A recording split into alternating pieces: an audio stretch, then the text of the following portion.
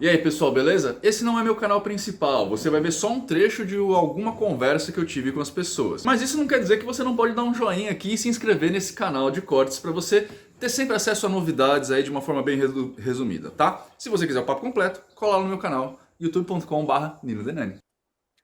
Para você compreender um paradigma do jeito que o Fausto está falando aí, e eu estou falando isso porque eu conheço muitos das pessoas que chegam aqui e muitas vezes essas pessoas têm uma arrogância travestida de humildade. Você só conhece efetivamente um paradigma quando você dele partilha, de forma honesta, sincera, tá?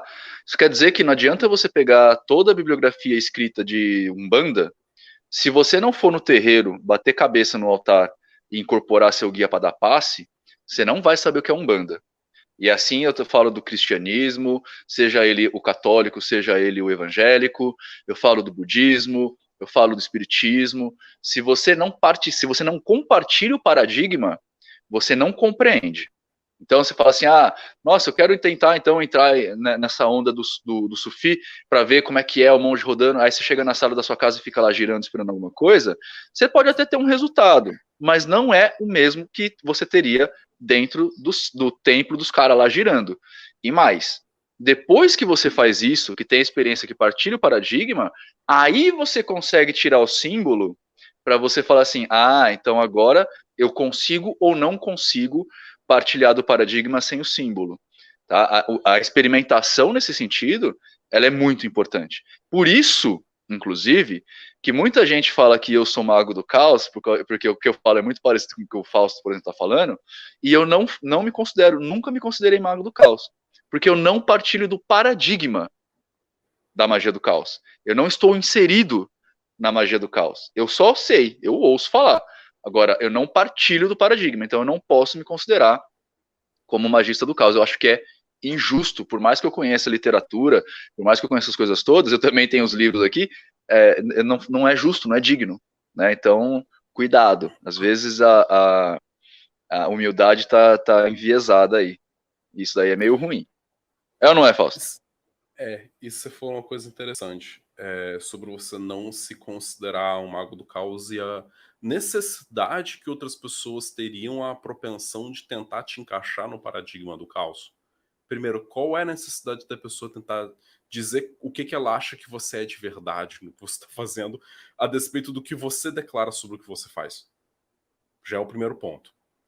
O segundo ponto é que a controvérsia é quando a gente tenta falar sobre o que é o paradigma do caos, que é uma parada difícil para as pessoas entenderem, porque não é um paradigma como os outros paradigmas normalmente são. O que eu quero dizer com isso? Você vai ver alguém falando a respeito de Wicca, por exemplo. No Teoria da Magia tem um módulo de Wicca do Cedric Nightingale. Eu assisti alguns dos vídeos. E ele fala de modo muito direto. A Wicca é essa crença. É parte desses preceitos, desses dogmas, no sentido de esse conjunto de premissas estabelecido.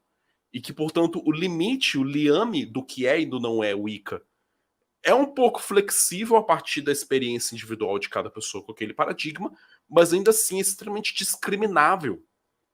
Você pode com facilidade discriminar e dizer: o cara tá saindo, tá viajando na maionese, não tá mais fazendo Wicca, já virou outra coisa, ou ele já está inserido no paradigma Wicca sem nem mesmo ele conhecer a respeito do nome ou conhecer tão profundamente o que ele tá fazendo, no sentido de pessoas beberem a respeito dessas fontes sem saberem exatamente de qual a fonte que ela tá bebendo de fato.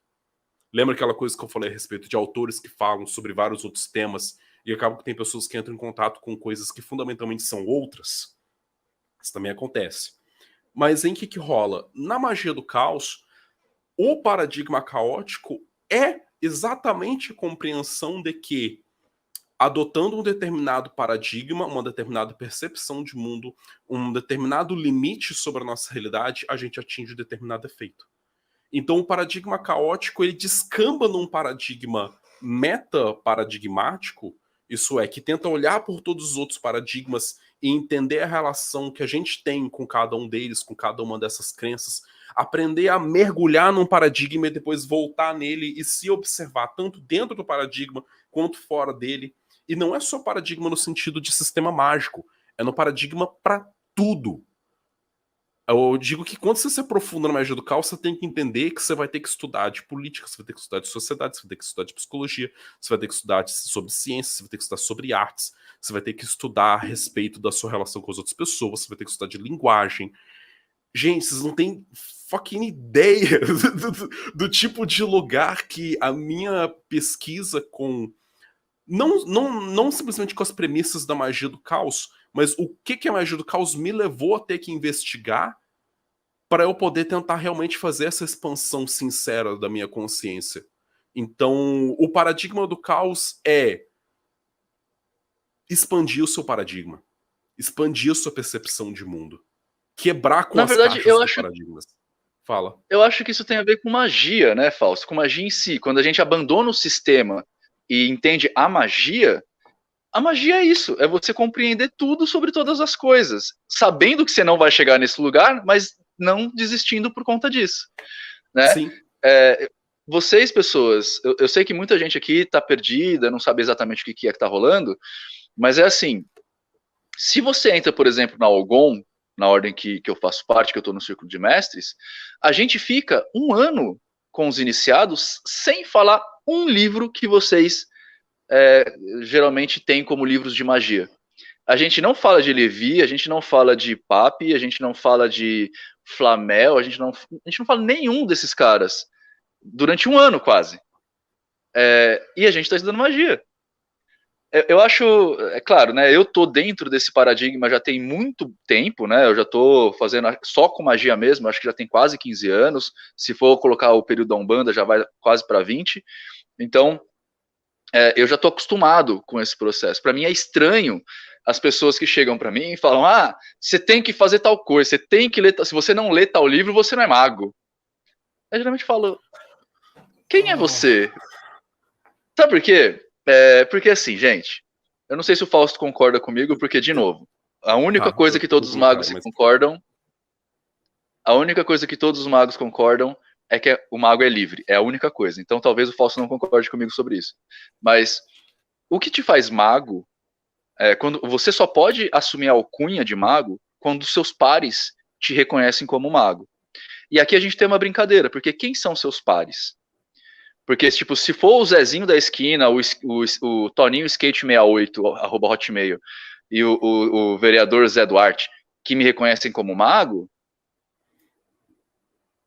Agora, vocês entendem o que eu tô querendo falar?